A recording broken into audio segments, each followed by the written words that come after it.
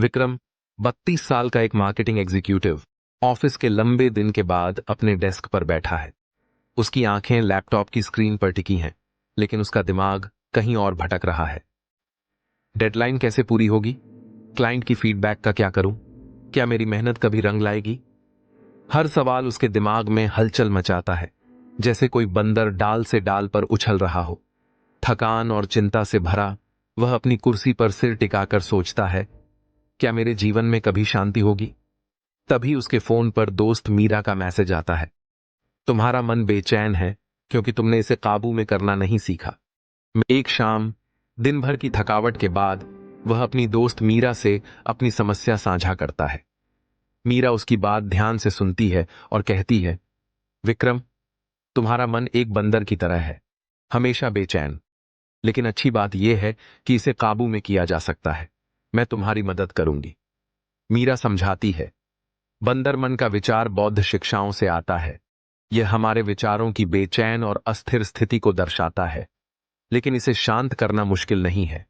बस कुछ आसान उपाय अपनाने की जरूरत है। मीरा ने 3 तरीके सुझाए: सांस पर ध्यान केंद्रित करना, प्रकृति में समय बिताना, आभार व्यक्त करना। मीरा विक्रम को पास के एक पार्क में ले जाती है। दोनों एक पेड़ के नीचे बैठते हैं। मीरा उसे अपनी आंखें बंद करने और अपनी सांस पर ध्यान केंद्रित करने को कहती है। नाक से गहरी सांस लो, थोड़ी देर रोको और फिर मुंह से धीरे धीरे छोड़ो, वह निर्देश देती है। शुरुआत में विक्रम का ध्यान बार बार भटक जाता है, लेकिन मीरा उसे दिलासा देती है, कोई बात नहीं, ध्यान भटकने पर इसे फिर से सांस पर लाओ।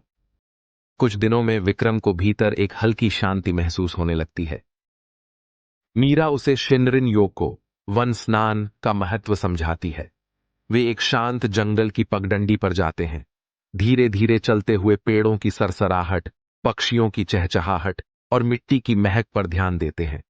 विक्रम महसूस करता है कि उसकी चिंता दूर हो रही है। प्रकृति से जुड़ाव उसे वर्तमान क्षण में वापस लाता है। मीरा उसे एक नोटबुक देती है और हर रात उसमें 3 ऐसी चीजें लिखने को कहती है जिनके लिए वह आभारी है। शुरू में उसे यह ट्रिवियल लगता है, लेकिन धीरे धीरे वह अपने जीवन के सकारात्मक पहलुओं को पहचानने लगता है। सहायक साथी, एक खूबसूरत सुबह और एक अजनबी का दयालु व्यवहार। कुछ हफ्तों बाद विक्रम बेहतर महसूस करने लगता है, लेकिन एक दिन अचानक एक अप्रत्याशित डेडलाइन आ जाती है और उसका मन फिर से घबराने लगता है। मैं यह नहीं कर पाऊंगा, सब गड़बड़ हो जाएगा। उसे मीरा की बातें याद आती हैं। वह बाहर जाता है, अपनी आंखें बंद करता है और कुछ गहरी सांसें लेता है। वह अपने जर्नल में लिखता है, मैं अपने कौशल को बेहतर बनाने के अवसर के लिए आभारी हूं। मैं अपनी टीम के लिए आभारी हूं। मैं इस पल को रीसेट करने के लिए आभारी हूं। उसके मन का तूफान धीरे धीरे शांत हो जाता है। वह अपने काम पर दोबारा ध्यान केंद्रित करता है और बेहतर तरीके से कार्य पूरा करता है। कुछ महीनों बाद विक्रम अब वह बेचैन व्यक्ति नहीं रहा जो पहले था।